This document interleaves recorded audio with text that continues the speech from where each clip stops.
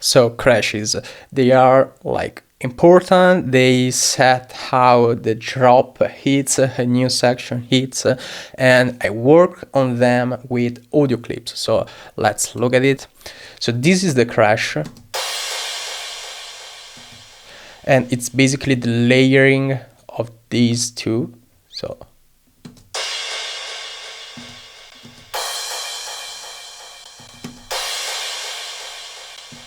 So this one sounds fatter, fuller, and I like it.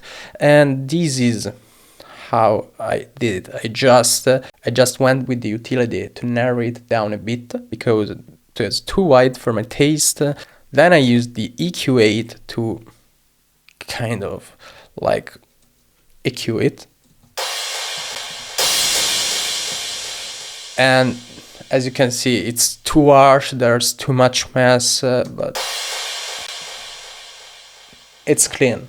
I mean, it is an ear piercing. And then here I have these delays. So Ableton audio effect rack in parallel, I have the delay like this. I like doing it like this because I can level the delay with the beat. Makes more sense to me rather than just going with the dry wet only.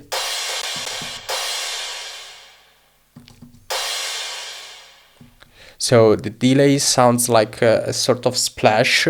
And then I have the reverb. So I just have this default preset from RC24 and call it a day.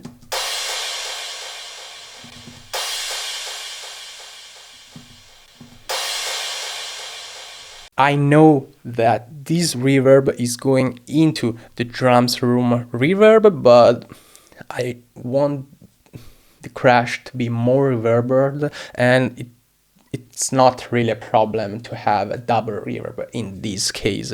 I'm just using the reverb here as a sound design tool, so I'm good with it.